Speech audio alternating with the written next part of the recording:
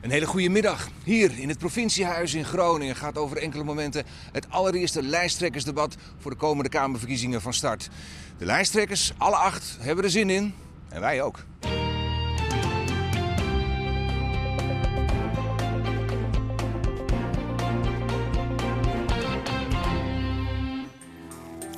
Ja, we zijn hier in de Statenzaal van het provinciehuis in Groningen, waar een uur of wat geleden de eerste lijsttrekkers of vertegenwoordigers van hun partij zo langzamerhand binnendruppelden. Ze spraken allemaal eventjes met de demonstranten die zich grote zorgen maken over de gaswinning hier in Groningen. Daarna konden ze de kou in, sommigen hadden hun jas nog niet eens aan, en het warme provinciehuis in. En dan zie je op enig moment toch dat de spanning toeneemt. Want laten we eerlijk zijn, dit is het eerste echte lijsttrekkersdebat voor de verkiezingen van 15 maart. En zo betreden de gladiatoren één voor één de arena hier in de Statenzaal voor het Noordelijk lijsttrekkersdebat.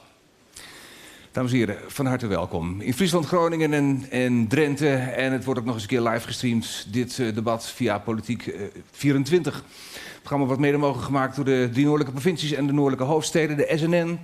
En technisch uitgezonden door de 3 noordelijke omroepen, de regionale omroepen, RTV Drenthe, RTV Noord en natuurlijk Omroep Friesland. Nou, we gaan praten natuurlijk over een aantal belangwekkende thema's. Het zijn landelijke thema's, het zijn natuurlijk ook noordelijke thema's. En dan komt natuurlijk gaswinning voorbij. U had het al geraden. Debatten dus, maar we gaan ook een quiz houden. Want dat is misschien waar ze het allermeeste voor gevreesd hebben.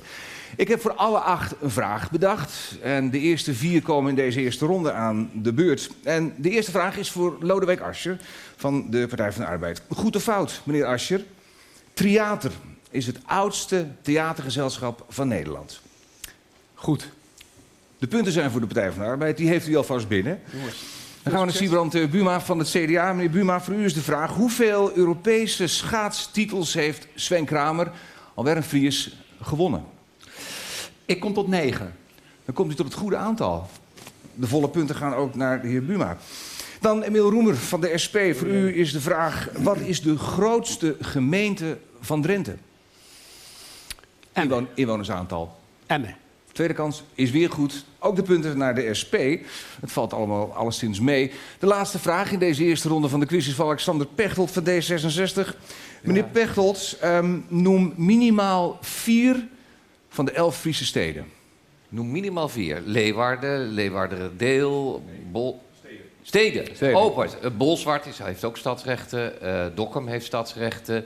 Franeker heeft stadsrechten. Harlingen heeft stadsrechten. Ik reken Leeuwarden als een fout gegeven antwoord. Dus u zit goed. Dat betekent dat u alle prijzen inmiddels binnen heeft gehaald. De tweede ronde van de quiz krijgen we straks natuurlijk.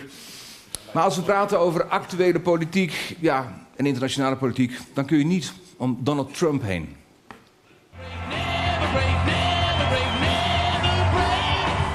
Donald Trump is nog maar net aan de macht, maar hij laat er geen gras over groeien. Hij strooit met decreten, bouwt een muur op de grens met Mexico en zoekt ruzie met de rechterlijke macht. En waar andere presidenten beleefd blijven, gooit Trump soms gewoon de hoorn op de haak als het hem niet zint. Zoals bij de premier van Australië. Trump koerst op zijn onderbuikgevoel. We will make America great again. Zijn beleid is daardoor mogelijk een bedreiging voor Europa. Ja, en dat te meer omdat hij ook nog heel enthousiast is over het vertrek van Groot-Brittannië uit Europa. En het logisch zou vinden als andere landen dat ook doen. Vandaar dus de stelling, hij is een bedreiging voor Europa. Ik wil even weten wie het met deze stelling eens is. Misschien kunnen we dat even heel snel. Ja, het is wel of niet, meneer Roemer. Het is een kwestie van kiezen. Ja. Dus u vindt het een bedreiging. Nou, laten we toch maar even bij meneer Asscher beginnen. Kort, waarom is hij een bedreiging voor Europa? En voor Nederland dus? Omdat onze belangrijkste bondgenoot een beleid voert waarbij een jongetje van de leeftijd van mijn jongste zoon op een luchthaven wordt opgesloten vanwege het land waar hij vandaan komt. Omdat rechters worden aangevallen, journalisten worden aangevallen. Alleen, we kunnen het niet alleen laten bij de constatering dat dat verkeerd is. Er is natuurlijk iets aan de hand in de samenleving als mensen in hun onzekerheid aan dit soort noodremmen gaan trekken. En dat speelt ook in Nederland en daarom is het een bedreiging. Toch even een vraag. Er zijn heel veel landen waar heel veel ellendige dingen gebeuren. ik noem maar even Saudi-Arabië of wat dan ook, die noem je niet een bedreiging voor Europa of voor Nederland. Waarom in dit specifiek is dat zo scherp? Omdat wij met Amerika de verantwoordelijkheid delen voor de vrije westerse wereld. Omdat het onze belangrijkste bondgenoot is. Niet alleen qua handel, maar ook qua veiligheid en het verdedigen van hele cruciale waarden. De vrijheid van meningsuiting, de vrijheid beoordeeld te worden op wat je doet in plaats van waar je vandaan komt. En als dat in het geding komt, dan moeten wij ons uitspreken en dan zou Europa sterk moeten zijn. Goed. Zijlstra, u was het er niet mee eens? Nee. Hoezo niet? Is het niet ernstig genoeg? Ik vind meneer Trump af en toe buitengewoon gekke dingen doen. Maatregelen nemen waar wij ook echt afstand van moeten nemen. Zoals dat inreisverbod, wat totaal willekeurig was. Was op basis van terrorisme. Maar de landen waar de terroristen vandaan kwamen, waren niet uitgesloten. Maar ik vind al die grote woorden, eerlijk gezegd, niet op hun plaats. Amerika is een van de sterkste democratieën ter wereld. Amerika verzorgt al meer dan 60 jaar de veiligheid van Europa. Dat doen ze nog steeds. En ik vind als dan iemand als Trump gekozen wordt, democratisch, wat je ook van de man vindt, dan moet je niet meteen zeggen dat Amerika een bedreiging is voor Europa. Dat is het niet. Het is nog steeds onze belangrijkste bondgenoot. En ik heb vertrouwen in het Amerikaanse rechtssysteem dat gekke dingen van meneer Trump gewoon daar zullen worden gecorrigeerd. Buma? Ja, ik vind dit een onzinstelling, echt. Want als er een bedreiging is, dan zit hij hier. In dit deel van de wereld. Grote onzekerheid hier. Als wij zekerder zijn, zijn we niet zo bang voor Donald Trump. De arbeidsmarkt is onzeker, de zorg is onzeker, veiligheid is onzeker. En wat ik eigenlijk het meest onbestaanbaar van vind, sta je nu tegenover de vicepremier, is dat je vervolgens als Nederlands kabinet, de vicepremier, naar het Nederlandse Malieveld gaat om te demonstreren tegen een net gekozen president in Amerika. Echt, ik vind dat je dan voor schut staat als vicepremier en je zet je kabinet ook voor schut. Wij hebben problemen, die moet je hier oplossen. En Amerika moet in die democratie de eigen problemen oplossen. Goed. Ik zou je Een korte reactie, Asje. Ik zou je vertellen waarom ik daar stond. Want dat is ongebruikelijk. Maar we leven ook in ongebruikelijke tijden. Op het moment dat, en ik ben blij dat Zijlstra dat ook zei, zo'n volkomen willekeurig inreisverbod wordt uitgevaardigd. Alleen maar op basis van waar mensen vandaan komen. En we zien dat hier in Nederland ook een politicus is, hij is vandaag weer niet in het noorden, die dat een geweldig idee vindt. Ja. Dat het idee dat je mensen op die manier kan behandelen, dat postvat, dan ga ik naast de mensen staan die daar zorgen over hebben. Ik sta daar te demonstreren voor waarden van Europa, voor Amerika. Ik hou van Amerika. Maar ik hou ook van de waarden die daar in het geding zijn. En ik zal als vicepremier verantwoordelijkheid nemen voor het beleid van het kabinet. Maar ik ga altijd naast de mensen staan, dat zou u ook moeten doen, die zich bedreigd voelen door wat er op dit moment gebeurt. Roemer stond te aarzelen. Ja. Ook in Europa zie je dat mensen de neiging hebben om op radicaal rechts te gaan stemmen. En in Amerika zie je al wat dat gaat betekenen. Mensen die dachten van daar moet ik op gaan stemmen, die zien nu dat ze hun ziekenzorgverzekering kwijtraken. Je ziet dat hij vrij spel gaat geven aan de banken. Je ziet dat hij discriminerende maatregelen gaat nemen.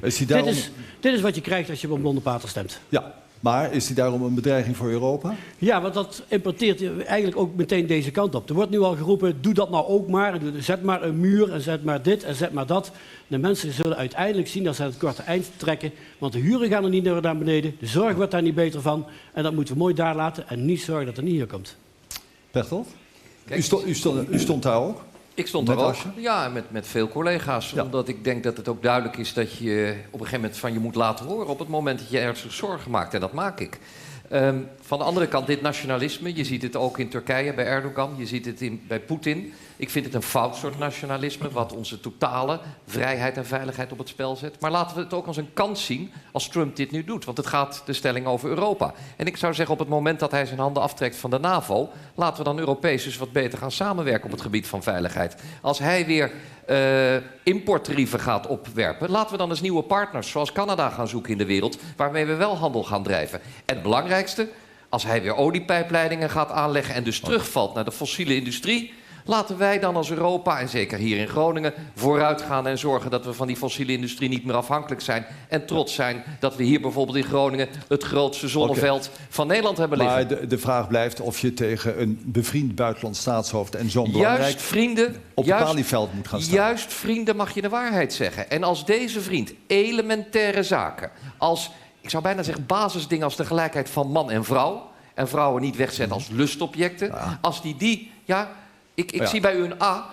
Ik denk dat u staat ook niet te demonstreren tegen Saudi-Arabië. Daar is ook wel wat op aan te merken. Zeker. Wij lopen zelfs voorop als het gaat om zorgen dat we daar geen wapens bijvoorbeeld meer van betrekken of aanleveren. Oké, we gaan even Klaver. Meneer Vermeulen, die hadden geen commentaar. Om eerlijk te zeggen... Vorig jaar een inreisverbod is van inwoners van de staat Israël. Die komen de Arabische wereld niet in. Geldt precies hetzelfde voor. Ik heb al die partijen nog nooit op het Malieveld zien staan over dat onderwerp. We gaan even... Segers en dan Klaver en dan Krol. Ja. Ik vind het een bedreiging daar waar we altijd schouder aan schouder hebben gestaan voor vrijheid in de wereld. Vind ik het een bedreiging als Amerika zich terugtrekt en zegt America first. Maar ik vind de verkiezing van Trump vooral een waarschuwing voor ons allemaal. Het is de onbetaalde rekening van het platteland, de onbetaalde rekening van vergeten regio's. Ik heb het beeld voor me van een man die in Ohio voor een gesloten fabriek stond met tranen in zijn ogen en Trump was zijn enige hoop.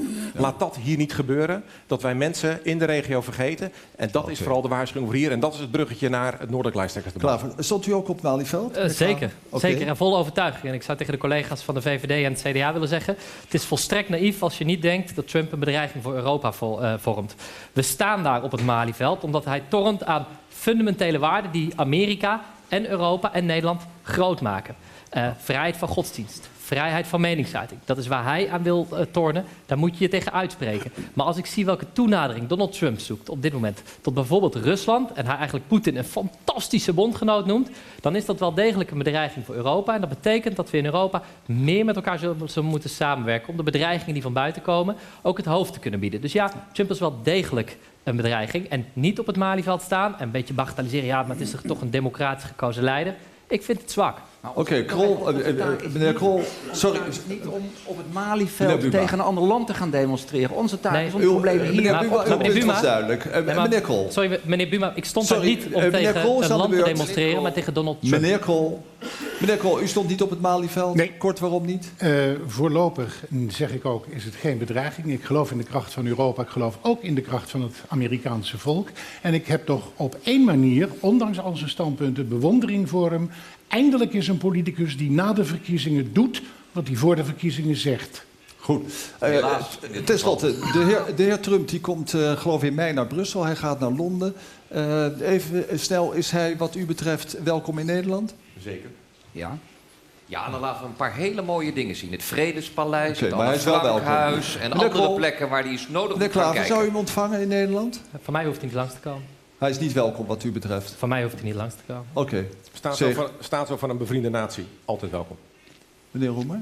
Hij moet vooral wel naar Nederland komen. En ik zal hem ook de waarheid zeggen als hij er staat, als ik de kans zou krijgen. Zo, precies. Op het Malieveld. Stel dat u premier bent tegen die tijd.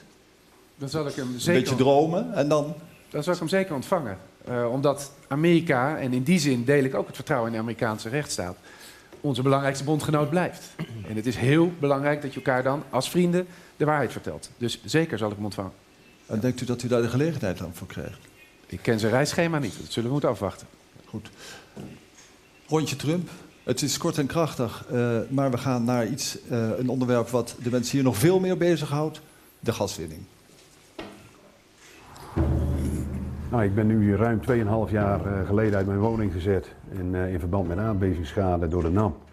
En verblijf nu in een tijdelijke woning. Hier zie je dus dat de voorgevel en de gangmuur die zijn van elkaar losgescheurd. En Hiltje Zwaarberg is niet de enige. Groningen gaat gebukt onder enorme problemen als gevolg van de gaswinning.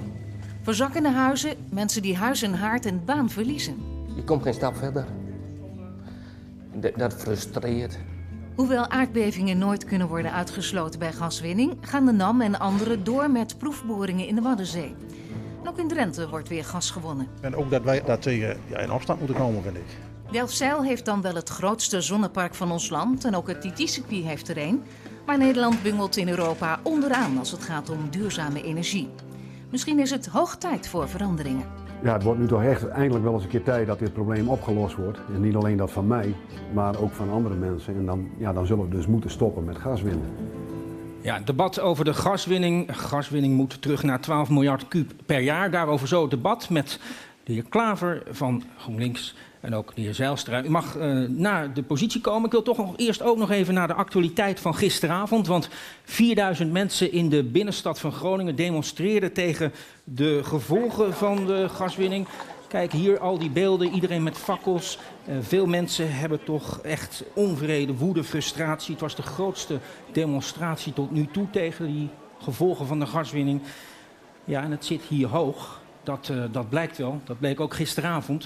En die zag ik gisteren bij Jinek, de heer Rutte. En die zei, ja, we hebben dat eigenlijk allemaal wel heel netjes geregeld ondertussen met Groningen.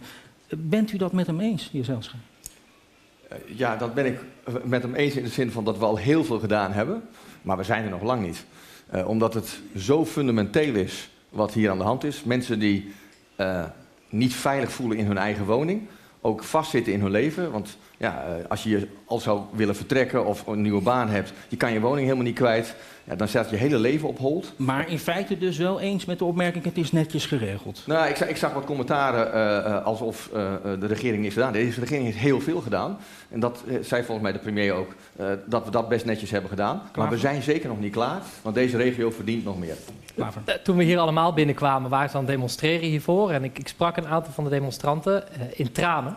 En dan zie je dat er nog lang niet genoeg is gedaan. En wat volgens mij heel erg in het verkeerde keelgat schiet... en wat ik echt de premier ook kwalijk neemt, dat hij dat zo zegt... ja, dan is daar Alders is bezig en heeft een clubje mensen om zich heen... alsof hij het niet serieus neemt, de grote problemen die hier zijn. En de afgelopen jaren heeft heel Nederland geprofiteerd van het gas uit Groningen. Meer dan 200 miljard hebben we er met elkaar aan verdiend. En nu lijkt er geen oplossing te komen...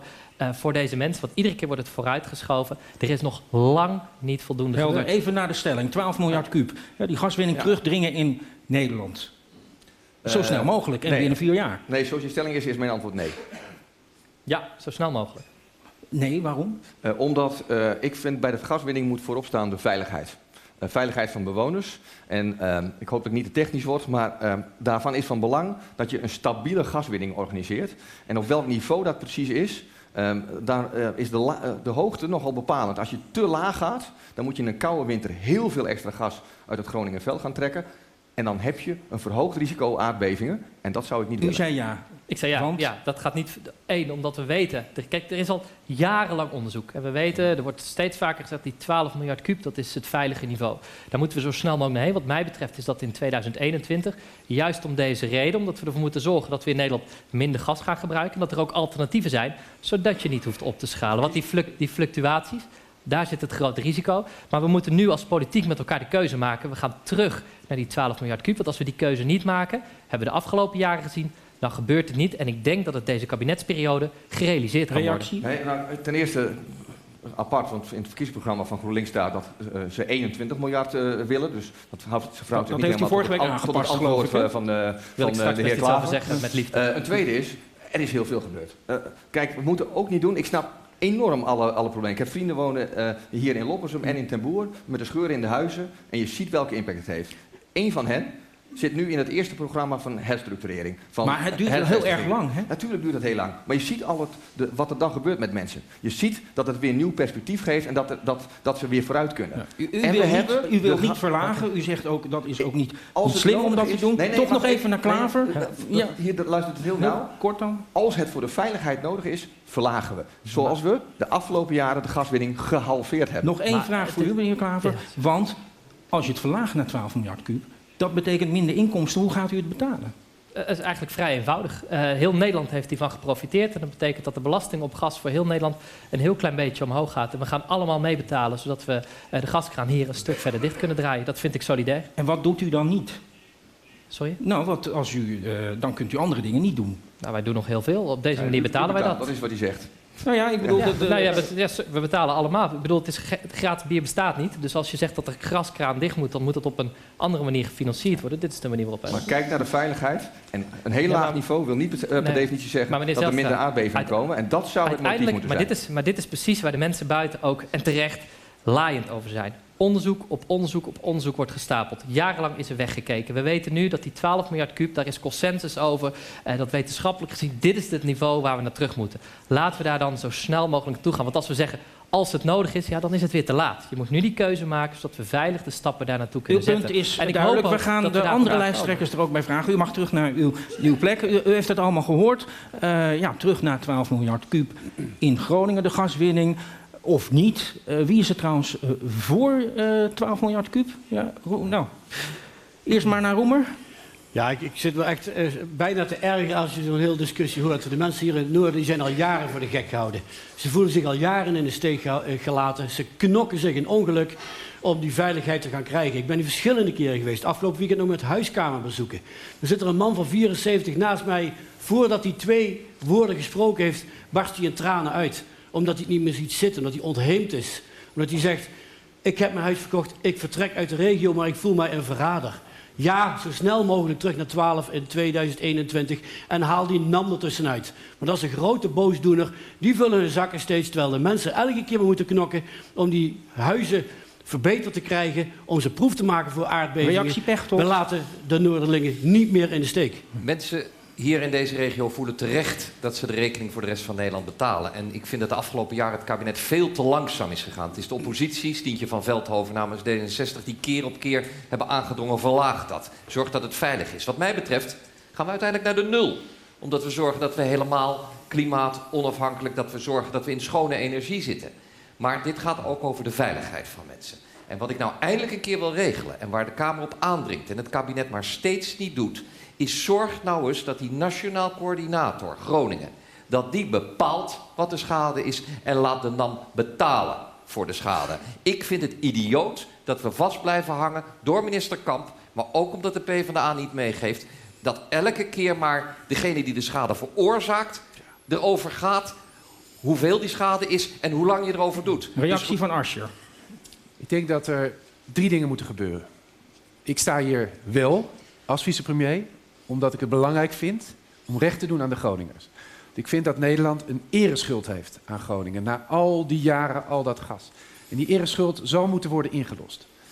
Dat betekent 3 dingen. In de eerste plaats de gaskraan dicht. Zo snel als het kan. Ik weet niet of we het redden in 2021, maar de enige richting die kan is omlaag. Ieder jaar weer. Maar even de kritiek die gezegd wordt dat u onvoldoende doet. Waarom hebben we dat dan 4 jaar lang? Het tweede wat er moet gebeuren is de NAM eruit.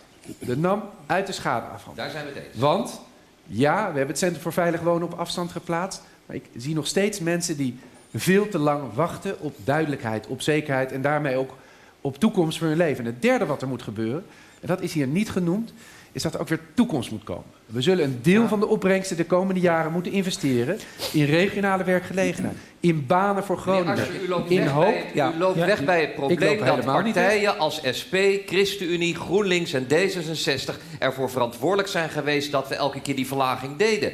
En u steunde te lang, het is fijn dat u het toegeeft, maar u steunde te lang Kamp zijn halsstarrigheid. Nog één reactie. Ik denk dat, daarom sta ik hier, ik denk dat de Groningers niet zitten te wachten op politiek gehakketak. Nee, maar wel over duidelijkheid. En die ben ik hier aan het geven. En ik weet dat u ook niet houdt van politiek gehakketak, behalve in zo'n debat. Dus wat nodig is dat wij hier de afspraak maken. De richting is omlaag, die gaskraan gaat dicht. 2, de NAM gaat eruit. Ja, dat heeft u net ook gezegd. Ik ga even naar Buma, want die hebben we nog niet gehoord. En 3, toekomst voor de Groningers. En dan kunnen we depolitiseren. Die Groningers zitten niet te wachten op gehakketak. Het gaat in de eerste plaats om het eindelijk bieden van veiligheid, een gevoel van zekerheid aan deze regio die zoveel te verduren heeft gehad. Maar dat wordt al jaren gezegd. En de mensen en ik zeg ook, ook, ja, en ik zeg ook dat als deze bubbel onder Den Haag had gezeten, dan was de gaskraan al lang dicht gegaan. Maar dat is daarbij is de vraag, wat is veilig? En dan dus 12 of meer of minder. Het kan ook 0 moeten zijn, het kan 12 moeten zijn, we weten het niet. Maar het moet wel. Ik vind het onverstandig dat er voor 5 jaar nou meteen weer een vergunning is gegeven. Want daarmee zitten we 5 jaar aan het geheel vast. Zeg ik tegen minister Asscher, die zegt we gaan naar beneden, na 4 jaar regeren. Maar de toekomst moet zijn dat het veiliger is. Kijken, en dan gaat die gaskraan dichter. De toekomst moet, mag ik nog even mijn zin afmaken? Ja, ik wil nog even naar ik wil mijn zin nog even afmaken als dat mag. De toekomst moet veiliger zijn. Wat ik onbestaanbaar vind van dit kabinet, Halbe Zijlstra doet het nu ook weer, die zegt we hebben het gehalveerd. Ja, 2012 was die ernstige beving in Huizingen.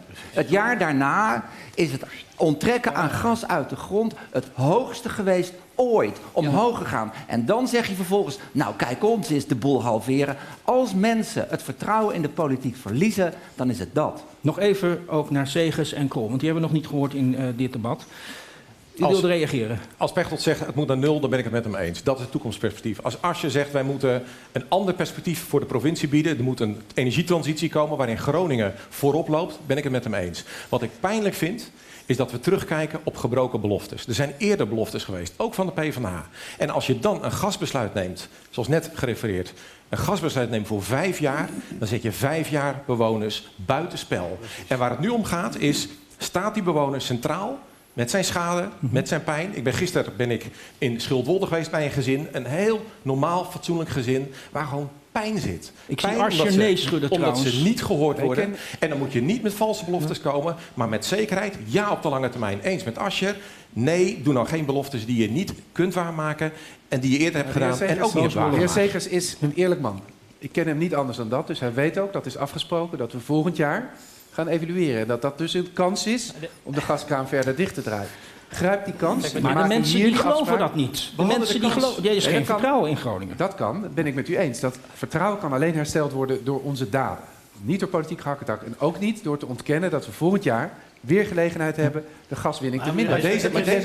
Deze partijen zeiden allemaal, doe dat nou niet voor 5 jaar. Doe dat nou jaar voor jaar, omdat je dan de Groningers Maar dat is iedere niet keer in de toegezegd. ogen Net kunt over een kijken. jaar gaan we evalueren. Toch nog even één punt Ja, maar waar we het het niet kabinet over heeft gehad al hebben. besluit En dat is namelijk, hoe gaat het nou straks met het afwikkelen van de schade? Er is al wel gezegd, hier en daar hoor ik van de NAM moet daar geen positie meer in hebben. Maar in hoeverre gaat dat nu ook echt gebeuren? Nou, Want de mensen ze zien... moeten wel betalen. Maar het is toch niet te bedenken dat als je bij de buurman schade veroorzaakt, dat je dan zelf mag zeggen hoeveel de schade bij de buurman is, wanneer je het gaat betalen en wie het voor je gaat repareren. Nee, wat dat betreft moeten we echt die nationaal coördinator, moeten we nu de invloed en de macht geven, die bepaalt en de NAM betaalt. Laten we dat gewoon regelen, dat wil de Kamer ook. Als je toch ziet wat er de afgelopen jaren toch gebeurd is, vraag het gewoon bij iedere willekeurig persoon, gezin wat hier zit. Die zegt, we hebben de koffers bij de voordeur staan. Ik sprak zaterdag een gezin die zeiden, bij slaapkamer van ons als de voorbeelden kennen we. Die Het hebben we gaat om omgegooid. hoe we het oplossen. Voor de Ik wil kinderen toch nog vanwege even naar veiligheid. de tweede beeld. Nee, maar wat ik wil zeggen is, we hebben er niks aan als voor de verkiezingen allemaal van die loze beloftes zijn.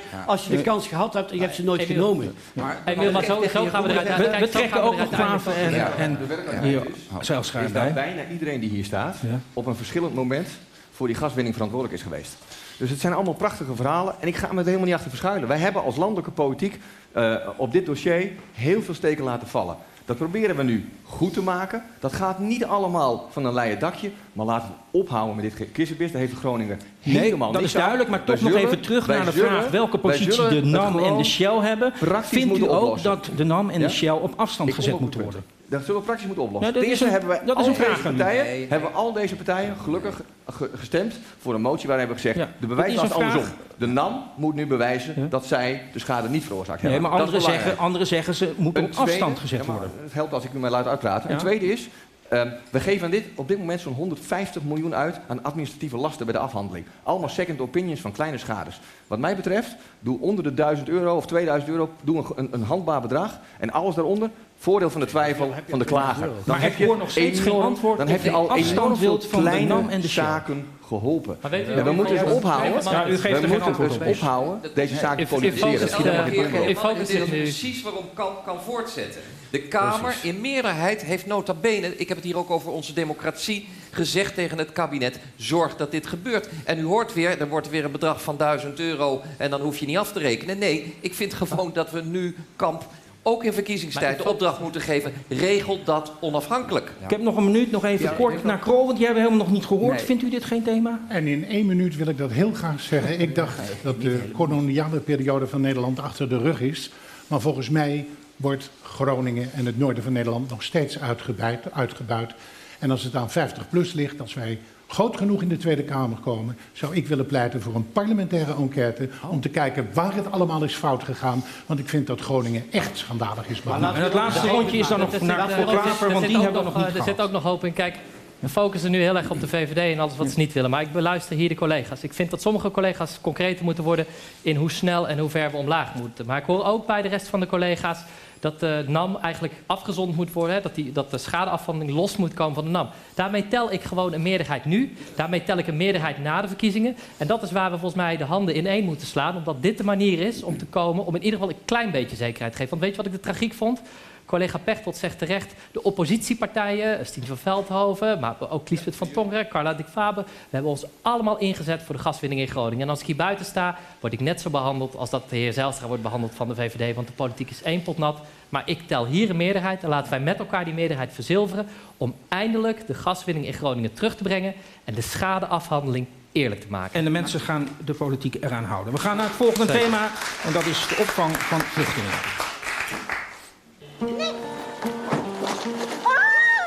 Deze beelden deden heel wat stof opwaaien. Hilda van der Heijden uit Oranje blokkeerde de auto van staatssecretaris Dijkhoff en kwam daarbij ten val. Ze brak haar arm. Dijkhoff overviel de inwoners van Oranje met een aantal bussen met vluchtelingen die acuut ondergebracht moesten worden. De discussie barstte los over hoeveel vluchtelingen en vooral waar ze dan naartoe moesten. Als je kijkt naar de kaart van Nederland en je kijkt hoeveel wij hier in het noorden opvangen en hoeveel in andere delen worden opgevangen, dan is daar nog wel een inhaalslag te maken. Diverse calamiteiten op AZC's maken de situatie er niet vriendelijker op. In Balk wordt gevochten. Bewoners van het AZC Ter Apel rijden illegaal mee met de bus. Sommigen zijn wel agressief. Tot onvrede van de politiek worden zowel in Balk als Ter Apel burgerwachten opgericht. Omdat ik denk dat het geen goed signaal is dat er jongens 's nachts groepjes mensen uit de straat rennen om uit te zien voor dingen die het volgens mij helemaal net gebeuren zullen. Daar hebben we de politie voor. Goed, daar gaan we verder over praten. Om te beginnen met de heren Segers en Krol. Die zie ik hier graag bij mij. De stelling was dus, als je burgerwachten moet gaan oprichten, dan heeft de politiek het bestuur gefaald. Meneer Segers. Eens? Ja, ik denk dat de politiek, de overheid, burgers overvraagd heeft. We zagen net de beelden van Oranje, klein dorp, Drenthe, waar een veelvoud aan vluchtelingen arriveerde. Dat was echt te veel. Tegelijkertijd moet je constateren dat het draagvlak voor opvang van vluchtelingen in deze regio heel groot is. Dat er vaak meer vrijwilligers waren die de hand uit de mouwen staken dan dat er vluchtelingen waren. Dus er is heel veel goede wil, maar overvraag dat niet met te grote aantallen in te kleine dorpen. En daar waar veiligheid onder druk staat, is het mooi als burgers de ogen en oren van de politie zijn, dat ze meehelpen, maar ze kunnen nooit in plaats van de politie voor veiligheid zorgen. Dus daar is de eerste taak van de overheid. Okay. En daar moet de overheid echt ook een tandje bij doen. Meneer Krol? Ja. En ik vrees dat u een verkeerde tegenstander gekozen hebt. Nou, niet speciaal tegenstander. U mag het best eens zijn hoor. Misschien kost het moeite, maar helemaal eens. Natuurlijk heeft dan de politiek gefaald. Ik vind het heel begrijpelijk dat die burger boos is wanneer die burger niet gehoord wordt. Want dat is in feite wat er gebeurt. En aan de andere kant ook enorme complimenten van hoe hier mensen hun handjes laten wapperen. Daar heb ik groot respect voor. Ik vind overigens wel, je moet altijd kijken of burgers waar dan ook zelf een bijdrage kunnen leveren. Dat doet men hier ook, maar dat moet dan wel altijd onder de regie van de politie zijn. Ja. Meneer Segers, toch even. Is het niet juist pijnlijk, omdat u zegt de draagvlak is hier groot, maar door al die incidenten en dat gedoe met kleine groepjes asielzoekers uit veilige landen, die dus weinig kans maken om hier te kunnen blijven, heb je slechte publiciteit. Zou het juist niet voor een overheid nodig zijn om dat te voorkomen? En heeft ze daarin niet gefaald? Zeker, dus de selectie tussen vluchtelingen, bijvoorbeeld uit Marokko, Algerije, landen waar mensen weinig hebben te vrezen over het algemeen. Ja, die mensen moeten heel snel terug en die zorgden ook voor overlast. En dat gaat ten koste van mensen die een hele goede reden hebben om te vluchten. En daarvan zeggen heel veel mensen in het noorden, wij schrijven een stukje op, wij zijn vrijwilliger. Ik ben zelf in Kollenbepomp geweest. Maar die zorgen voor overlast en kennelijk was de politie of de burgemeester daar niet snel genoeg bij. Nee. Het moet eerst gebeuren en dan wordt het opgelost. Dat is 1. En 2, er ligt ook hier een onbetaalde rekening. Er zijn veel wijkagenten beloofd door het kabinet, die er altijd niet zijn. Dus de politiekracht is op onvoldoende sterkte. Als ze er zijn, worden ze vaak teruggeroepen om elders in het land een actie uit te voeren. Ja. Dus wij moeten de politiekracht op sterkte brengen. De wijkagenten moeten erbij. En dan kun je wel zeggen, burgers, natuurlijk zijn jullie de ogen en oren. Denken jullie mee. Maar je kunt nooit het recht in eigen hand nemen. Ik kom zo bij u, maar toch even, wijkagenten moeten erbij. Dat weten we toch al, dat dit gebeurt al sinds 2015, 14 zijn er deze incidenten. En kennelijk is er nog steeds niet genoeg politie. En je vraagt wel van die mensen in Ter Apel, Oranje, om akkoord te gaan met de aanwezigheid van nogal wat vluchtelingen. Dus moeten de aantallen omlaag. Dus je moet dat niet concentreren. Grote aantallen in kleine dorpen. En 2, inderdaad, dit kabinet heeft het ook laten verlopen. We hebben al een paar keer gehad over oppositie, coalitie. Het was een deel van de oppositie die zei er moet geld bij veiligheid en justitie. Omdat veiligheid, omdat dat zwaar onderbetaald was. Omdat daar te weinig middelen voor waren gereserveerd. Kleinere opvangcentra, zei u? Moeten Ter Apel dan sluiten? Of in elk geval Apel er zitten 2000 mensen. Dat is natuurlijk een bijzondere plek. Dicht? Dat is natuurlijk een bijzondere plek, Nou ja, omdat daar oké, mensen maar arriveren en weer Er is weinig troost weggaan. voor de mensen daar. Moet het dicht Maar of niet? kleinschalige opvang is cruciaal. Dus Ter Apel niet dicht, zeker niet. Maar veiligheid moet worden gegarandeerd als taak van de overheid. Ten slotte, meneer Krol, ik las bij u in het programma... de opvangmogelijkheden voor schrijnende gevallen zijn begrensd. Daar had u het eigenlijk over wat Nederland in totaal opvangt. Opvang is altijd begrensd, Ja, maar je moet ervoor zorgen dat maar die grens, waar ligt die? Je moet er altijd voor zorgen dat de echt schrijnende gevallen... dat die hier terecht kunnen. En wat die politie betreft zou ik heel graag nog willen opmerken... het hele experiment met de nationale politie is mislukt. Weer terug naar de regio toe. En zorgen dat buitengewone ambtenaren gewoon bij de politie komen. Maar mijn vraag was even, u zegt in uw programma... het is begrensd. En mijn vraag is, waar ligt die grens dan? Heeft u een aantal in Ik gedachten? ga absoluut geen aantal voor u noemen, maar iedereen weet, dat weet u zelf ook, dat er is altijd een grens. En die is bij heel veel mensen bereikt.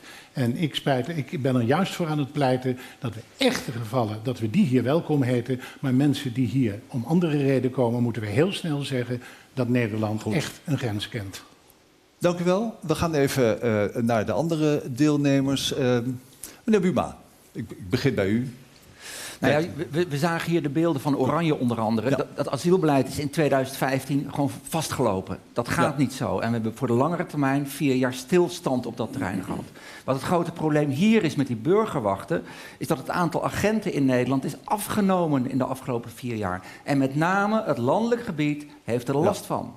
En als je kijkt naar de mensen die daar zitten... dat zijn Marokkanen en anderen die terug moeten naar het land van herkomst. Terugkeer komt nauwelijks voor. We geven heel veel geld aan snelwegen als Europa aan Marokko. Daar moet eerst de eis bij dat je eigen onderdanen terugneemt. Want dit snapt niemand meer. Dus alle hulp aan Marokko alleen geven, stoppen als zij meewerken aan het terugnemen van... Je moet een verdrag maken met Marokko dat je het steunt in ruil voor. En het minste wat een land moet doen is onderdanen terugnemen. Maar daar komt dus ook bij dat de politie op het land is gekort. 1000 agenten minder dan in 2012. En dan krijg je dit. Oké. Meneer Klaver, goed idee. Hulp aan Marokko stopzetten zolang ze niet de eigen onderdanen die hier niet geaccepteerd worden terugnemen? Laat ik vooropstellen, ik vind het heel goed dat er afspraken worden gemaakt met bijvoorbeeld Marokko. Een land waar veel mensen van hier naartoe komen die hier eigenlijk niet horen te zijn. Wij zijn terughoudend in het maken van afspraken op basis van ontwikkelingssamenwerking. En te zeggen, dat moet je stopzetten als dat land... Terughoudend betekent, u wil dat niet? Nou, in sommige gevallen kan het wel, maar niet als eerste om mee te dreigen. Waarom niet? Omdat we daarmee ook willen proberen de omstandigheden in zo'n land te verbeteren. Juist met het idee dat mensen hier niet naartoe gaan komen. Dus ik denk dat je er heel erg terughoudend mee moet zijn. Pechtel? Nou, ik vind dat we richting Marokko zo langzamerhand wel wat steviger mogen zijn. Op tal van gebieden, ook in de sociale zekerheid, is minister Asje daarmee bezig geweest. Kijk, je moet niet de spanning met zo'n land op spel zetten. Maar wat hier, dit is in de eerste plaats een Nederlands probleem. We waren slecht voorbereid. En het gevoel van paniek, die rondrijdende bussen 's avonds laat. Zo'n dorp als Oranje, daar wonen een handvol mensen. Dat die bereid zijn 700 asielzoekers op te nemen, is fantastisch. Ja, of ze dat bereid toont. waren, dat is maar de vraag. Dat waren ze. Alleen toen er overnacht werd gezegd, neem er nog eens zo'n aantal eventjes bij. Toen brak het lijntje. En dat is nou precies, als je hier kijkt naar het noorden. Als je nou sociaal gezicht in Nederland zoekt, dan is dat hier. Inderdaad, meer vrijwilligers dan überhaupt asielzoekers. Maar wat we dan moeten doen, is zorgen dat de politie op maat is. Ik heb niks tegen buurtpreventie, maar burgerwachten, dat slaat door wanneer de overheid het laat liggen. Maar daar zijn we het over eens. Mijn vraag was, voelt u ervoor om Marokko harder aan te pakken? U zei van, nou, zo langzamerhand... Kan het iets duidelijker? Ja. Dus u bent het eigenlijk eens met het voorstel... de hulp aan Marokko stopzetten zolang ze niet meewerken? Ja, ik vraag het maar. Ja, het realisme vraagt... Kijk, bij de VVD zegt dan stop je het verdrag. Nou, daar hebben we in de sociale zekerheid... hoeveel we dat daarover eens zijn gemerkt, dat lukt niet. Maar je mag richting... Het is wel gelukt. Het lukt Wij hebben uiteindelijk. gelijk met stoppen en ze zijn door de bocht gegaan. Ik ben Kijk gewoon veel te lief. Ik ben gewoon veel te lief. Nou, dat vind Voor ik Marokko. op zich vind ik het verwijt dat ik te lief ben, vind ik niet zo heel erg. Dat kan niemand horen. Eerst Pechtold en dan Zijlstra. Pechtold, ja? Om het draagvlak hier in Nederland te houden, zullen we mensen uit Marokko, Algerije, maar ook uit Albanië, die hier naartoe komen, zo snel mogelijk terugsturen. En dat vind ik kabinet zet op in. Maar dat is nog steeds niet het geval. Dus laten we sneller daarvoor zorgen. En laten we aan de andere kant zorgen dat mensen die horen... Even het sneller ervoor zorgen, dat horen wij al heel lang. Hier wordt een concreet voorstel gedaan, namelijk hard zijn tegen Marokko. Was u daar nou voor of niet? Daar heb ik al 3 keer ja op gezegd. Maar ik ben ook hard als het gaat om de andere zijde. En dat is bijvoorbeeld taalles vanaf dag 1, opdat het draagvlak er is. En daar zou ik dezelfde stevigheid van de VVD verwachten. Zijlstra, u bent ervoor om Marokko harder aan te pakken op dit Ik ben ervoor om elk land... maar we hebben geen nou vluchtelingen even... terugneemt, en Marokko is er één van. Als ze dat soort dingen niet willen, dan moet je gewoon ook op dat moment terugbetalen met gelijke munt. Want het probleem zit niet in de opvang hier. Ja, dat is uiteindelijk aan het eind van de pijplijn. Maar we zullen, want de volgende migratiecrisis zit er al aan te komen deze zomer. Het noorden van Libië is druk bevolkt met mensen die klaarstaan om over te steken. En we zullen eens een keer ons asielrecht onder de loep moeten nemen. Sterker nog, het recht op asiel. Wat vluchtelingen hebben, doordat we ze niet in de regio opvangen, maar ze de kans geven hier naartoe te komen. Mensen hebben het hier veel beter. Als ik in Noord-Afrika zou zitten, zou het ook komen. Maar wat wilt u met het recht op asiel dus? Je zult dus het recht op asiel, dat ze hier in een procedure kunnen, dat zul je moeten stoppen. Je moet ze in de regio opvangen. Dus hier geen en dan kun je meer. mensen gericht uitnodigen daar waar ze een kans hebben in de Nederlandse samenleving. Maar die open grenzenpolitiek, die eigenlijk al mijn collega's hier, misschien met uitzondering van de heer Buma, voorstaan, die leidt ertoe dat we allemaal dit soort discussies hebben op lokaal niveau. Maar als we het dan aan het begin niet oplossen, dan hebben we continu deze discussies, gaat het probleem nooit weg. We lazen gisteren en eergisteren in de krant verhalen over martelingen en ophangingen in Syrische gevangenissen. Helemaal niet zo ver weg. Zolang dat zo is, moeten wij durven staan voor de opvang van vluchtelingen. Het heeft niets te maken met open grenzen, het heeft te maken met menselijkheid en humanitaire verplichting. Natuurlijk. Maar er hoort ook iets bij, hier. dat is dat we de valsspelers aan durven te pakken. En wat we hebben gezien in Ter Apel, in Emmen, maar ook in Weert, zijn valsspelers. Dat waren geen vluchtelingen. Dat waren mensen uit Marokko, Algerije, Albanië, Georgië. Landen die lastig doen over het opnemen van hun inwoners. En wat daar moet gebeuren? Ja, je moet hard durven zijn. Ik heb onderhandeld met Marokko. Op dit moment is daar geen regering. Dus wat je ook nu roept, dat heeft geen zin. Zodra daar een regering is, moeten we daar naartoe met aan de ene kant het aanbod om samen te werken. Want we hebben met Marokko wat gemeen. Hè? We worden beide bedreigd ook door terreur en jihadisme. En aan de andere kant zeker ook een dreigement. Net zo lang tot al die landen die afspraken maken. Welk dreigement, meneer Asscher? Op dat punt ben ik het met Halbe Zijlstra eens. Je hoeft het recht op asiel niet af te schaffen. Wat nodig is dat je veel eerder onderscheid maakt tussen vluchtelingen uit Aleppo, uit de gevangenis in Syrië en valsspelers die alleen gebruik komen maken van het systeem en de gastvrijheid van Noorderlingen tarten en op de proef stellen. Ook de vluchtelingen uit Aleppo die verdienen een veilige plek, maar die hadden ze. Want ze waren al door 8 veilige landen heen gekomen voordat ze aan de Nederlandse grens stonden. Ze kwamen hier niet, hoe begrijpelijk ook, voor veiligheid. Die hadden ze al in Turkije gevonden. Ze kwamen hier vanwege economisch perspectief. Hoe begrijpelijk ook, we kunnen dat in dit land niet korte reactie en dan ga ik naar de heer Daarom vind ik ook Segers. dat Nederland, en daar laat de VVD ons in de steek, geld zou moeten uittrekken voor ontwikkelingshulp. Geld zou moeten uittrekken om mensen te steunen in de regio. Want ja, natuurlijk, de meeste opvang vindt al plaats in de regio. Jordanië, Libanon, Turkije. Maar dat kost geld. Als je wil dat meisjes en vrouwen daar veilig zijn, dat daar onderwijs is, dat mensen daar perspectief hebben in plaats van op zoek gaan naar een beter leven, dan kost dat geld. Dat is precies waar de VVD op bezuinigt. En zelfs als ze dat doen, onjuist. zal Europa zijn verantwoordelijkheid moeten nemen, maar dan moeten we ook streng durven zijn tegen de andere landen in Europa. De werkelijkheid ook Hongarije, even als er onwaarheden worden verteld, dan mogen ze gecorrigeerd worden. De VVD vindt dat veel op ontwikkelingssamenwerking bezuinigd kan worden, maar juist waar we extra geld in ontwikkelingssamenwerking naartoe doen, is opvang in de regio. Er is hier geen plaats voor nepnieuws. Laten we dat even vaststellen. Meneer Roemer. Dan laten we teruggaan naar... we zitten hier in het debat van het Noorden. Laten we vooral eens ook even constateren dat de mensen hier in het Noorden zijn solidariteit duidelijk heeft laten zien. Absoluut. Hier 10% van de mensen die woont hier in Nederland. De helft van de asielzoekers, van de vluchtelingen, vangen ze hier op. Dus? Wat ze ervoor terugvragen is waarom hier met 5 gemeentes de helft opvangen, wat we meer doen dan de 100 rijkste gemeenten in Nederland. Ja, wat is uw voorstel? Ik kom er weer even op terug. Waarom moet het Noorden altijd maar weer knokken? Bij dit ook. Ja. Het voorstel is ook, wat ze vroegen, is niet, wij willen mensen niet helpen. Maar waarom als het dief in de nacht met 1000 mensen deze kant op komen in veel te grote centra?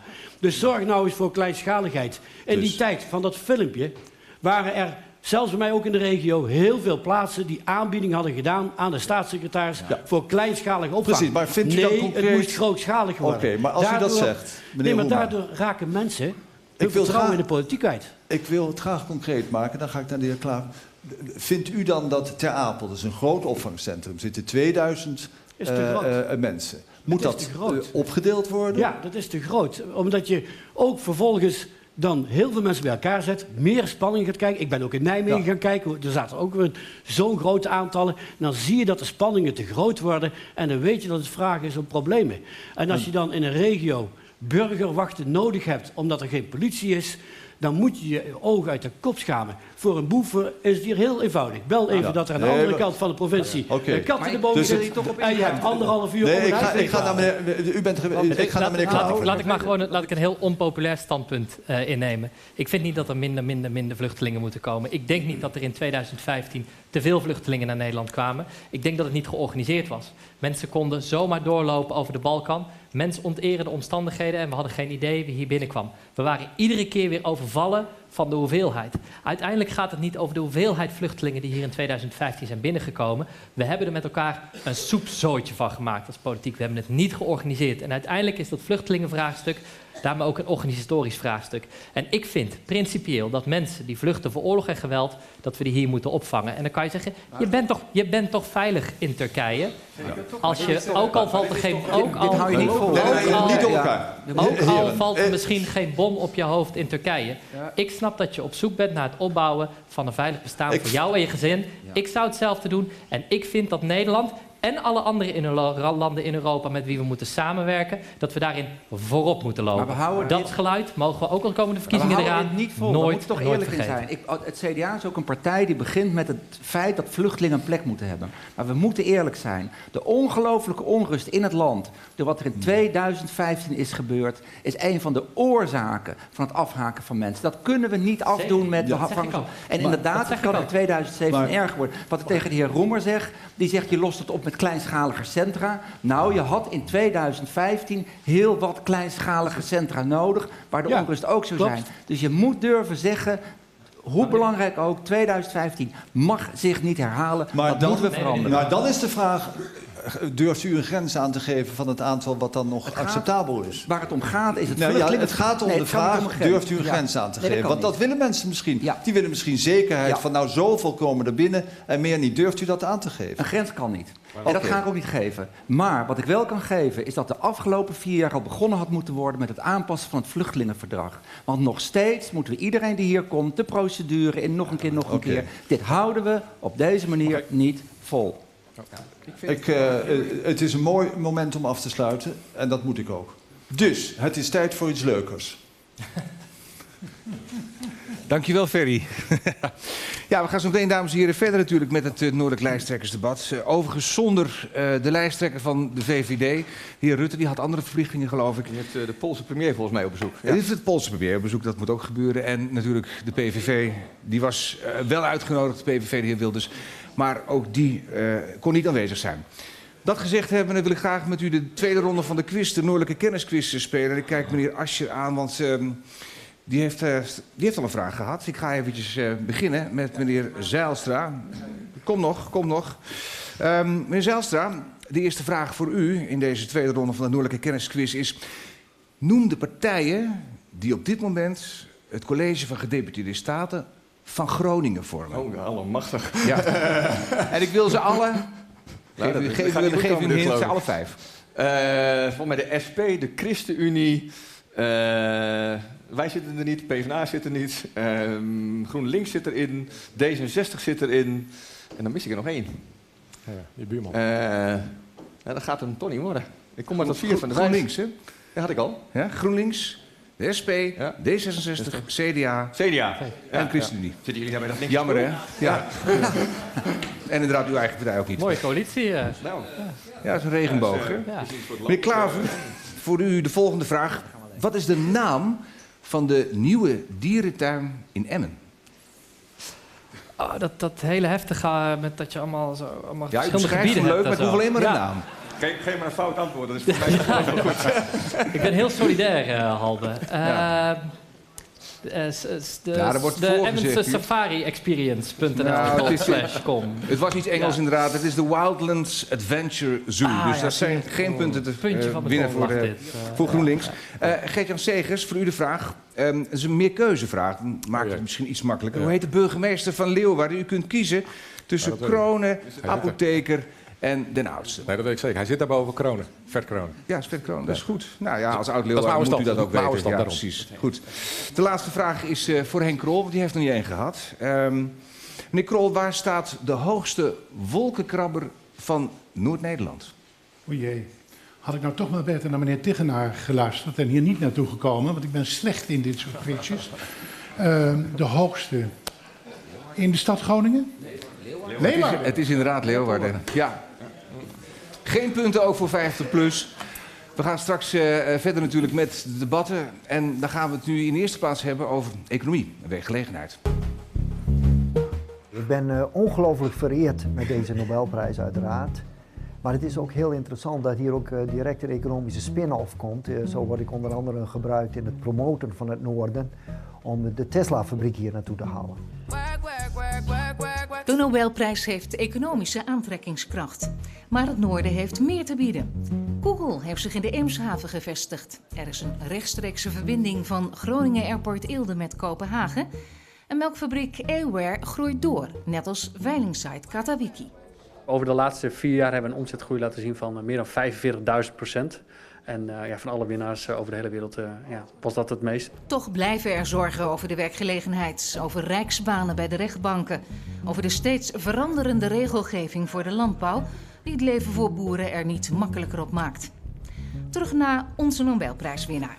Waarom is hij eigenlijk in het noorden gebleven? Ik ben hier in het noorden gebleven omdat de Universiteit van Groningen een prachtige omgeving is om onderwijs te geven en onderzoek te doen.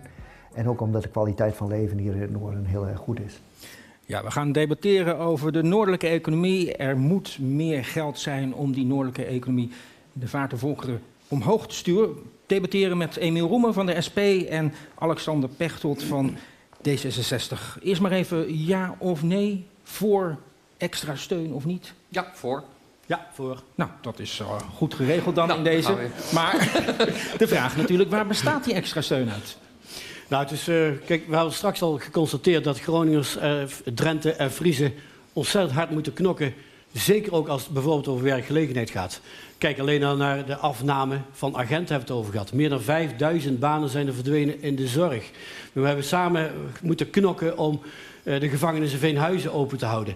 We zien banen bij justitie vertrekken. Er zijn heel veel banen alleen bij de Rijksoverheid. Voor de komende jaren worden er 500 minder in plaats van meer. Dus we zullen daar als overheid al een heleboel aan kunnen doen. En het tweede van groot belang is dat we het midden- en kleinbedrijf eigenlijk eens een keer gaan helpen. En die harde bezuinigingen van de afgelopen jaren, die zijn echt funest geweest voor het midden- en kleinbedrijf. En het laatste wat ik wil zeggen, als je dan banen hebt hier in het noorden, voorkom dan dat ze vooral ingenomen worden door Bulgaren, Roemenen en Polen. Dat zie je bij de scheepswerven, maar dat zie je ook bij de bouw. Ik heb volgens mij niets gehoord waar u van zegt, daar ben ik het niet mee eens. Ja, maar dat is geregeld. Nee, laat ik eerst eens een compliment uitdelen. Als je kijkt naar de provincies Friesland en Drenthe en je kijkt naar de werkgelegenheid, dan is de werkloosheid net onder het landelijk gemiddelde. Groningen helaas is als provincie koploper van de 12. Dus het noorden heeft wel degelijk een probleem. En met name als het gaat om het vasthouden van de eigen bevolking en daarmee werkgelegenheid ook. Ik zou voor heel Nederland willen regelen dat de belastingen omlaag gaat. Want dat betekent namelijk niet alleen koopkracht. Dat betekent ook meer werkgelegenheid. Ik zou voor heel Nederland willen regelen dat we een enorme investering in het onderwijs gaan doen.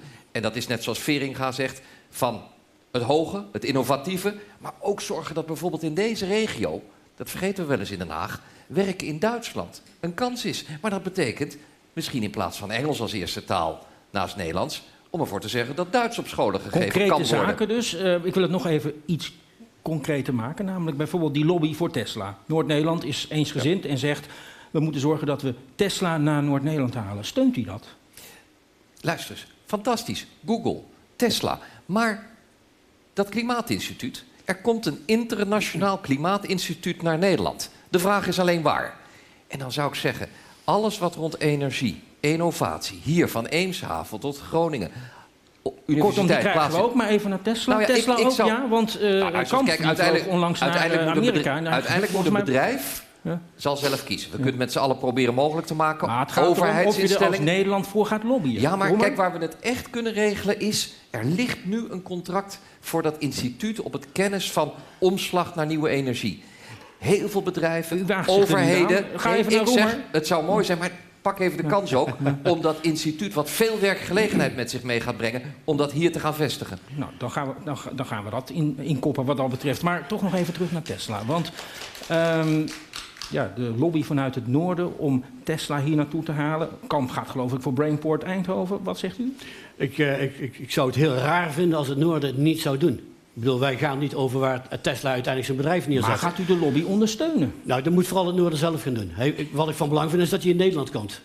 Want het is heel raar dat wij op een gegeven moment kunnen zeggen van Tesla moet je oppakken, dat is een privaat bedrijf. Laten we zorgen dat ze zoveel mogelijk komen. Maar wat de Noorderlingen vooral heel veel nodig hebben, is dat de leefbaarheid van het platteland hier nou eens een keer echt onder de loep genomen wordt. Maar goed, even terug naar Tesla.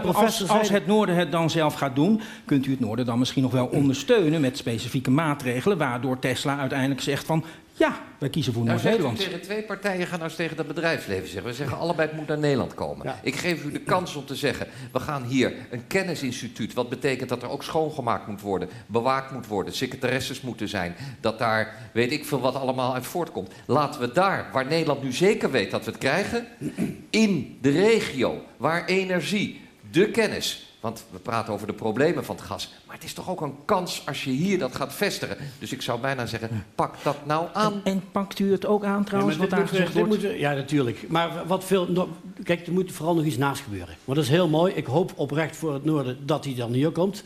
Maar er moet veel meer gebeuren. Want de grootste werkgever is de zorg.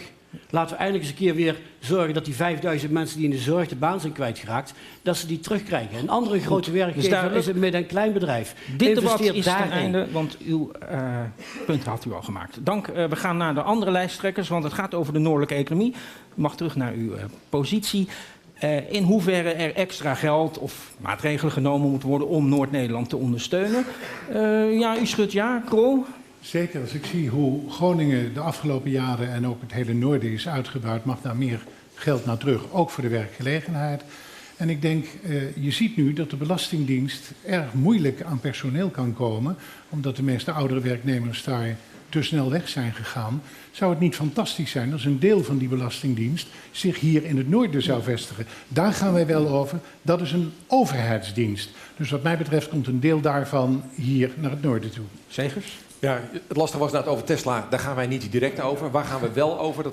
We gaan wel over Veenhuizen. We gaan wel over de Belastingdienst in Emmen. We gaan wel over Duo in Groningen. De vliegbasis Leeuwarden. Dus de keuze die wij wel kunnen maken. Daar waar wij investeren. Daar waar wij overheidsdiensten inderdaad ergens kunnen plaatsen. Daar kunnen we kiezen voor het noorden. Waarom? We hebben een ereschuld ten opzichte van misschien toch ook nog even dat instituut dat door Pechtold werd genoemd. Want misschien kunnen we dat gelijk hier regelen. Dat was gisteravond, waren Emiel Roemer en ik bij de fakkeltocht. Dat was het laatste punt van het manifest wat Freek de Jonge heeft aangeboden. Ik zeg daar absoluut een handtekening onder. Ja, steun daarvoor. U kunt de meerderheid ophalen. Ja, gaan we meer handtekeningen zetten hier? Zeker, maar ik vind dat we wat ambitieuzer mogen zijn. Ja. Ik vind dat we wat ambitieuzer. Er zijn sinds het hoogtepunt van de crisis 200.000 meer mensen aan het werk. Dat is geweldig. En we kunnen veel verder komen. Ja, met dat instituut. Wij willen ook een investeringsbank die juist de ontwikkeling naar een duurzame economie bevordert. Waar de banken afhaken, moeten wij dat gaan doen. Dat kan hier in dit gebied met het instituut, het Pechtold Instituut, geweldig veel banen gaan opleveren. Het Manneke Instituut. Maar er moet meer gebeuren. Het tweede wat er moet gebeuren, er zijn ook heel veel mensen in het noorden die er niet aan te pas komen bij dat soort banen. En dan moeten we durven kiezen voor publieke banen. Wij willen 100.000 banen in de publieke sector creëren. Zodat je weer klasseassistenten, conciërges, mensen aan het bed, toezichthouders, ook dat voor de veiligheid. Ook werkgelegenheid. Laten we ik wil eigenlijk dat instituut nog even afsluiten. En het derde, en daar wil ik Emiel Roemer een compliment geven. Ja. Stil, ik ga je een compliment geven. Ja, pas op. Ik jou ook. Nee. Daar wil ik Emiel Roemer. Ja, we hebben ook nodig, even niet door elkaar, dat is we hebben ook nodig eerlijke spelregels. Want mensen hebben behoefte aan zekerheid, aan vast werk. En dan past het niet dat heel veel van het werk in Groningen nu gedaan wordt door Polen, door Roemenen. Ja. Niet omdat ze het beter doen, niet omdat ze het beter doen, maar omdat ze goedkoper zijn. Daar moeten we de Europese spelregels voor 5 jaar. 5 jaar kans gehad. En dat ik heb een banenplan van de PvdA van 2010. Ik heb een banenplan van de PvdA in 2011. Eentje in 12, eentje in 14, eentje in 15. Ik heb maar één vraag. Waar was u in 2013? En ik heb er één bij me waar jij al ja tegen hebt gezegd. Ons plan, ons pact voor zekerheid voor de komende jaren. Ja. Ik moet Roemer een beetje bijvallen, want minister Asscher, werkgelegenheid. Ja. We hadden het over universiteit. Maar als je het nou hebt over mensen met een arbeidshandicap. Waarom hebben 4 jaar lang Roemer en ik, toch terwijl van 2 kanten, u moeten opjagen? Terwijl, kijk naar Oost-Groningen. De grootste werkgever daar is beschermd werk. Het zijn sociale voorzieningen. En willen we het bedrijfsleven en de overheid zelf ook dwingen, dan had u iets harder zelf moeten werken. Kijk, dit is het cynisme van de politiek. 3 jaar lang Dan gaan we allemaal door elkaar, dat is niet duidelijk. En het heeft 3 jaar lang geduurd voordat de heer Asscher eindelijk over de brug wilde komen. We gingen naar Buma en dan weer naar Asscher. Is het een idee ook naar de overkant om terug te gaan naar de stelling die specifiek ging over het noorden en investeren in de economie in het noorden?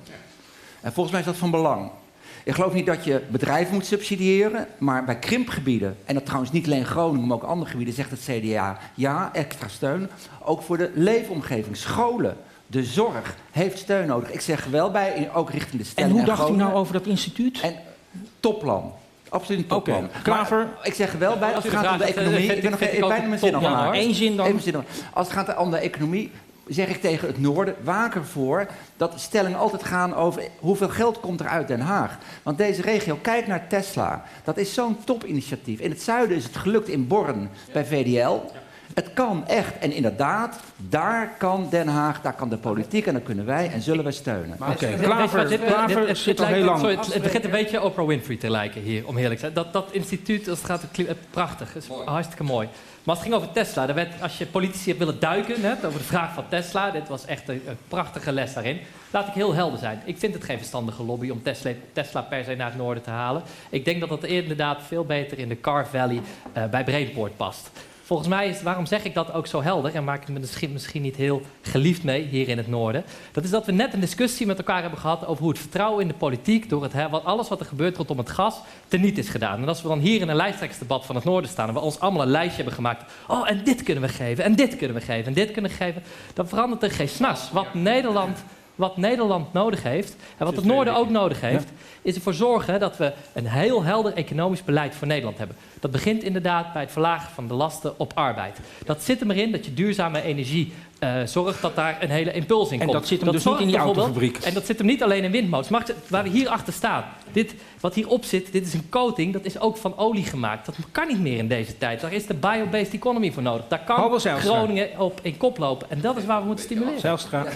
Het instituut, prachtig als het hier komt. Ik zal ervoor zijn, maar we gaan er alleen niet over. Dus dat is een beetje de afdeling cadeautjes.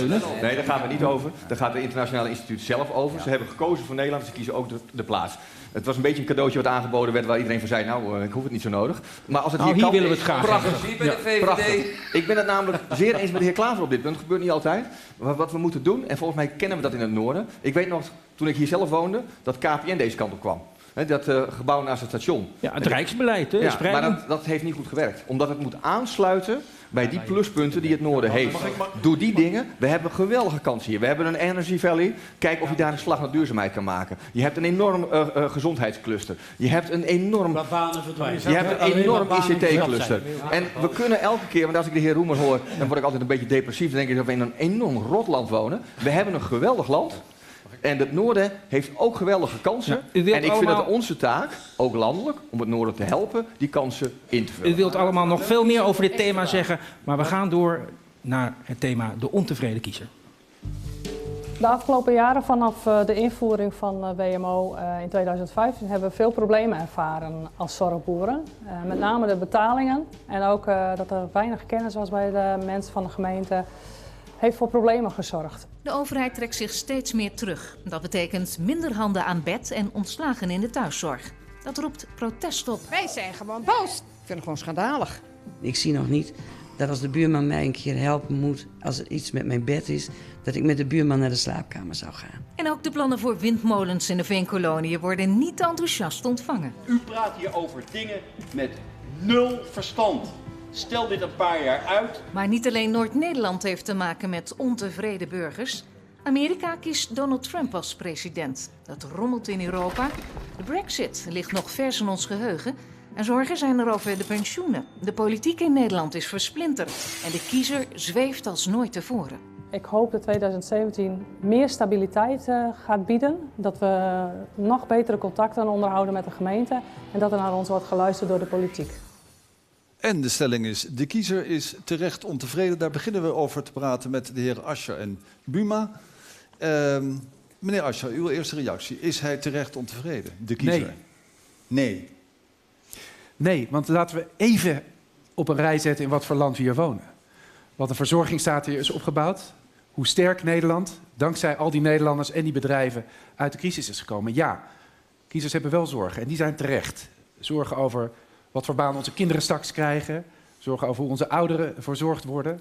Zorgen over werk. Is het nog zeker? Pensioen. En de taak van de politiek is dan niet zeggen, iedereen is terecht ontevreden en we zijn allemaal boos en woedend. Onze taak is die kiezer oplossingen bieden. Nieuwe zekerheden bieden.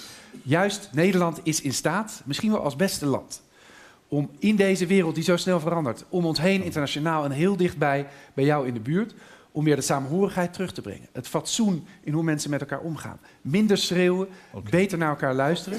Nee, we moeten niet allemaal zwelgen in ontevredenheid. We moeten de zorgen serieus nemen en van een oplossing voorzien. En dat is onze taak. Ja, volgens mij was de vraag alleen maar of de heer Asscher voor of tegen de stelling was. Jawel, maar ik ben al een beetje even toelichten. Ja, ik ben voor deze. Even kijken. Ja. U bent ervoor, nou mag u het ook toelichten. Ja, want deze stelling, de mensen zijn ontevreden. Kijk naar de erfenis van het kabinet Rutte-Asscher.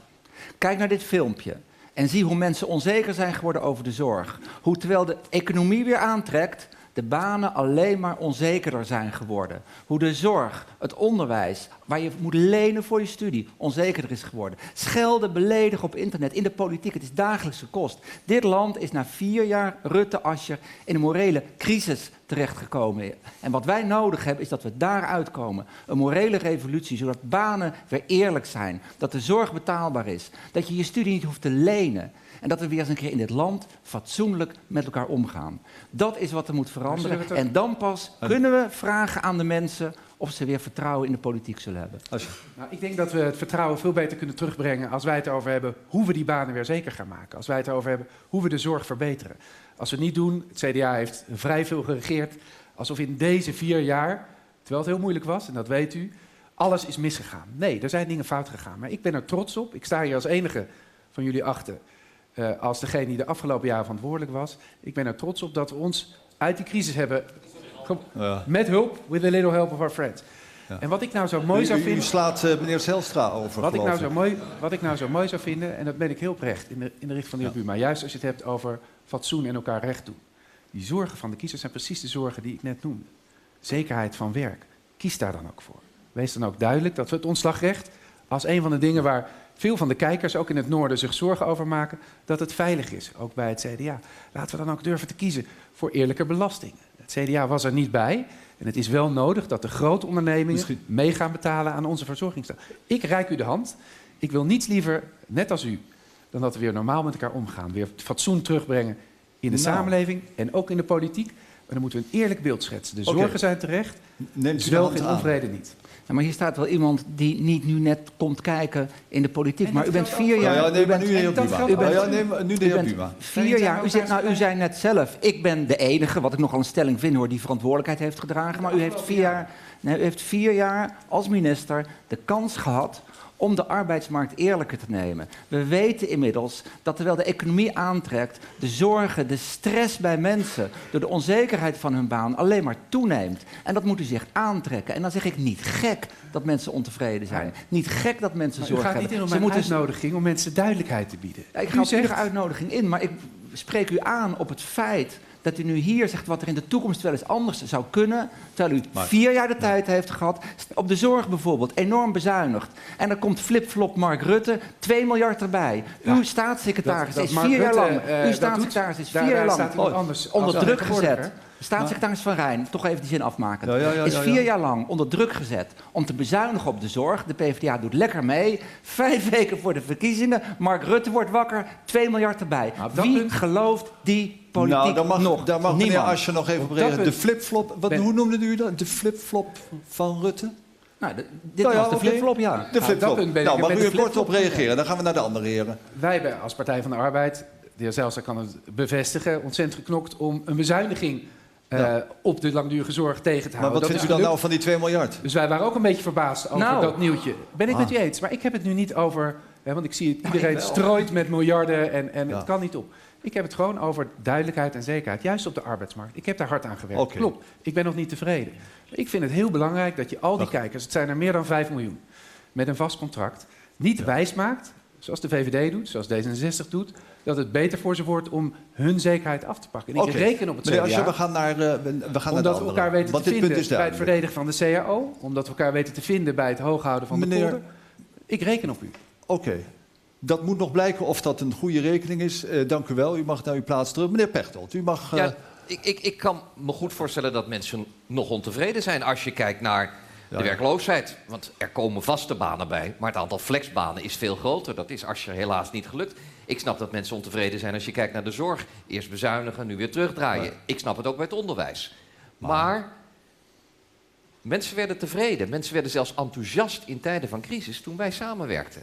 En dat is, hoop ik, en dat hoor ik wanneer was ook hier dat vandaag. precies, even? Nou ja, zowel bij dat rare lenteakkoord, dat herfstakkoord. Toen was u enthousiast, maar de vraag is, waren de mensen enthousiast? Nou, ik kan me nog herinneren dat we een heel zwaar pakket... met een bijzondere club van ChristenUnie, de CDA, VVD, GroenLinks zat erbij.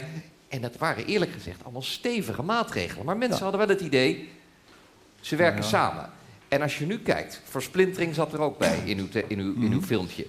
Als wij de komende tijd met misschien wel 4 partijen door de Eerste Kamer, 5 moeten samenwerken, dan ben ik heel blij als we de thema's waar mensen inderdaad terecht ontevreden over zijn, maar dan niet met rare beloftes, serieus gaan aanpakken. En dat is de werkgelegenheid, dat is de persoonlijke zorg en dat is het onderwijs. Even de rare beloftes. Rutte is altijd erg aangevallen op die belofte van €1000 belasting.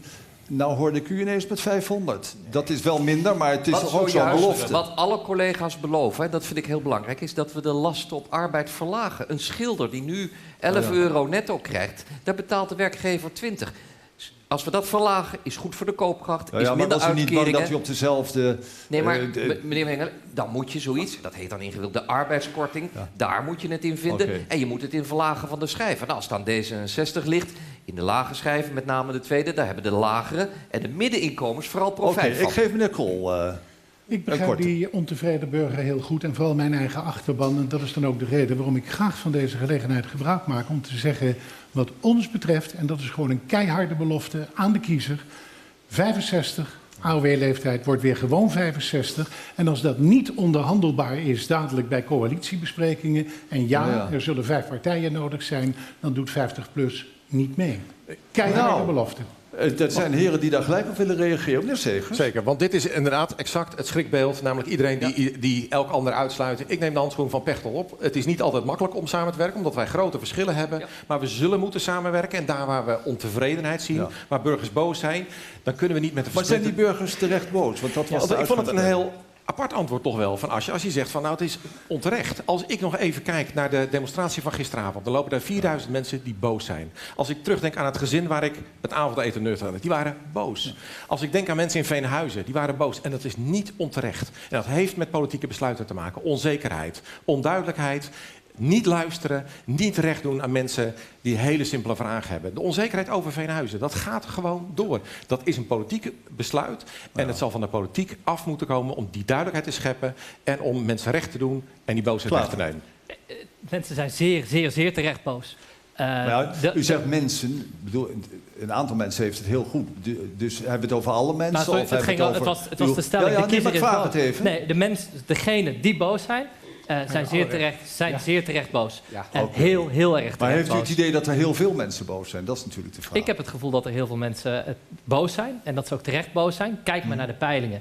En hoe sommige partijen het daar ontzettend goed doen. Maar ik ben ook kritisch tegen deze mensen. Want als je echt boos bent over de omstandigheden in dit land. En dat je ouders niet de zorg krijgen die ze nodig hebben. Dat je kinderen niet op zichzelf kunnen gewoon. Want ze 5 jaar lang op een wachtlijst staan. Als je denkt dat de kwaliteit van het onderwijs van mijn kinderen. Dat laten wensen over. Ik heb het gevoel dat ze niet meer verder kunnen stapelen. En hun talenten waar kunnen maken. Dan ligt dat niet aan vluchtelingen. En dan ligt dat niet aan nieuwkomers. Dan ligt dat niet aan per se hier, zoals we hier allemaal staan. Nee, dan ligt dat eraan dat de afgelopen jaren verkeerde politieke keuzes zijn gemaakt. En dan zul je andere politieke keuzes moeten maken. Niet zomaar geloven naar politici die zeggen 65 blijft 65. Maar zoek nou eens de politici op die er nu was. Zoek nou eens de politici op. Wacht even, niet door elkaar.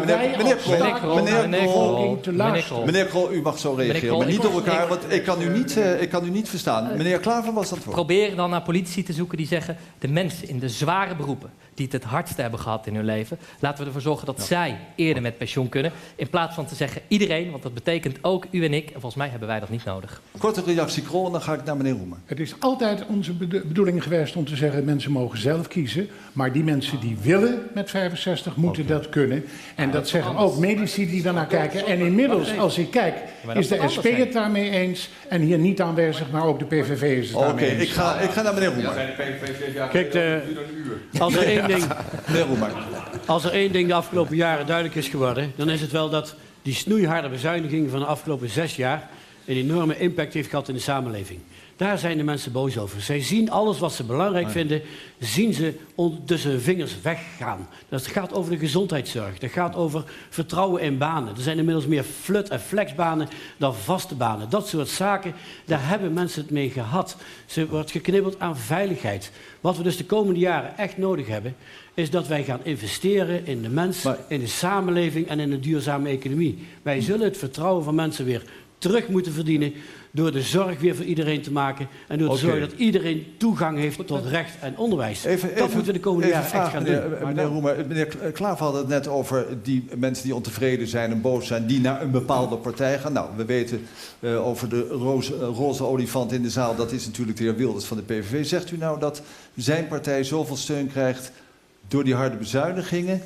Of is het toch, wat uit veel onderzoek komt, de vluchtelingencrisis die mensen naar hem toe Ik denk dat laatste onderbuikgevoel een van de oorzaken is dat veel mensen zeggen van nou, ik vind dat er eens een statement gemaakt moet worden. Maar wat ze dan vergeten, is dat daardoor de huren niet omlaag gaan, de lonen niet omhoog gaan. Kijk wat er in Amerika gebeurt, een minister die de onderwijs wil privatiseren. Dit is wat je krijgt als je je onderbuik laat spreken en je voor een extreemrechts politicus gaat. Het schiet niet op. Kies heeft altijd gelijk. Dus het antwoord op die stelling is natuurlijk per definitie ja. Ze zeggen tegenwoordig de VVD is PVV light aan het worden. Nou, in dit ja, elke keer als ik iets zeg wat ik vind, dan wordt het nog wel eens gezegd van dat zegt u vanwege de PVV, maar dat zei ik ook al voordat de PVV bestond, eerlijk gezegd. Ja, ja. Dus, maar de laatste tijd wordt het wel een beetje opvallend. Eerlijk gezegd wel een beetje klaar mee met dat argument. Ik denk dat mensen vooral onzeker zijn. Er zijn heel veel zaken die niet meer vaststaan. Of het nou gaat doordat wij hard hebben ingegrepen in de economie. Hebben heel veel mensen gevoeld. Natuurlijk zijn ze daar onzeker over. Hebben ze een baan verloren? Zijn ze achteruit gegaan in inkomen? Huis onder water? Onzekerheid. Ze kijken naar de wereld. Of het nou Trump is, of Poetin, of Erdogan. De wereld is op dit moment gewoon geen fijne plaats. Okay. Als je kijkt naar grote migratiestromen, dan vragen mensen zich af of dit land, Nederland, blijft wat het is. Een land met vrijheden, waar je gewoon fatsoenlijk kan leven en waar we een verzorgingsstaat hebben die we overeind kunnen houden. En als we niet durven om te zeggen, er is een grens aan het aantal mensen wat we kunnen opnemen. Als we niet durven zeggen dat we niet...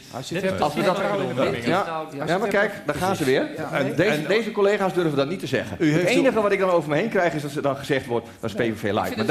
Maar ik zeg tegen u, dit is de zorg die veel mensen hebben. En al deze collega's die dat nu wegduwen, die zorgen ervoor dat die mensen onzeker blijven en ontevreden blijven. We moeten naar de afsluiting. En dat doen we als volgt. Even een rondje in de toekomst.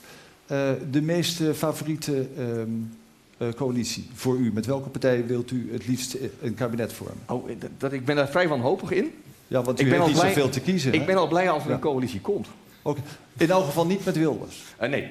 Dat staat vast? Dat staat vast. Ook als hij 40 zetels krijgt? Ja. Hij wordt informateur als hij de grootste wordt. U gaat niet met hem praten. Zeker wel, want ik heb hem niet principieel uitgesloten. Maar de kans dat we eruit komen is 0. Want wij gaan het met hem niet doen. Vast. Maar ik vind dat het altijd, ook als Chester naar kiezers, die gaat wel praten. Maar ik zal hem met de heer Roemer, die heeft mij uitgesloten.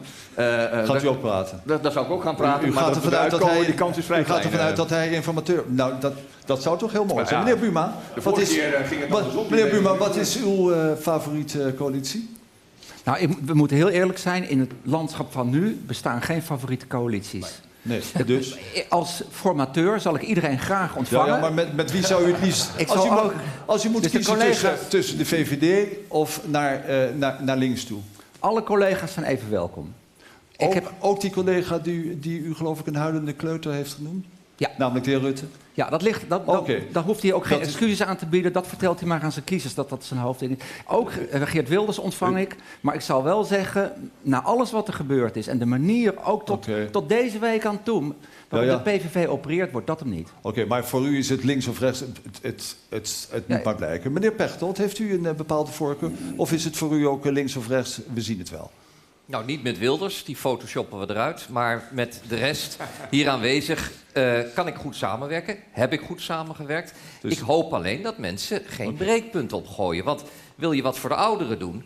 ja, ik wil graag met Krol over verpleeghuiszorg praten. Maar als die zichzelf buitenspel zit... wat is de stem op de 50PLUS dan waard?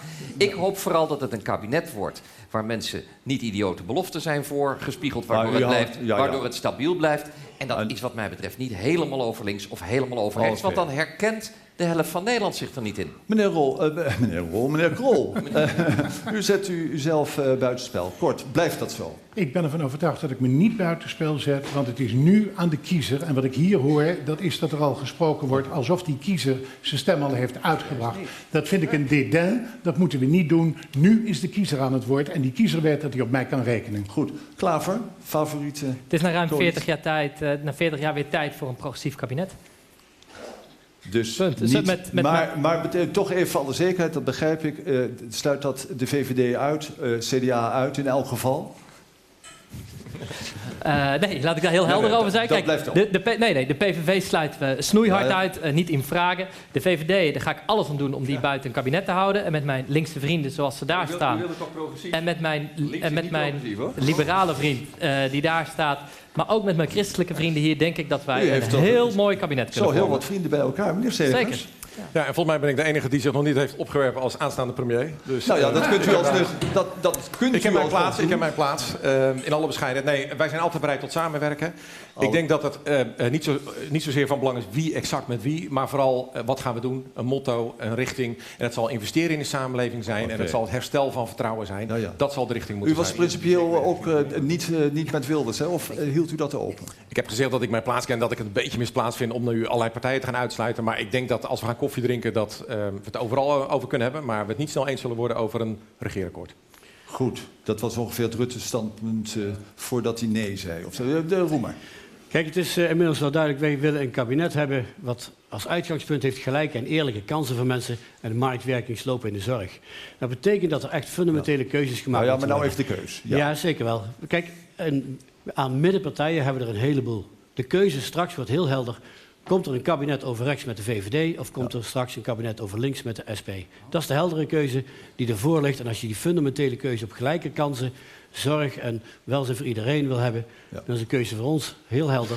En dan krijg je een zo links mogelijk kabinet. U noemde de mensen die wel met de VVD eventueel willen samenwerken, lakeien, herinner ik mij dat goed? Nou ja, we hebben het afgelopen jaren gezien u wijst gelijk naar de Nederland gebeurt. Als je voor verkiezingen een heel links verkiezingsprogramma presenteert, waarvan ik de ideeën hartstikke goed vind, maar vervolgens inlevert bij de VVD.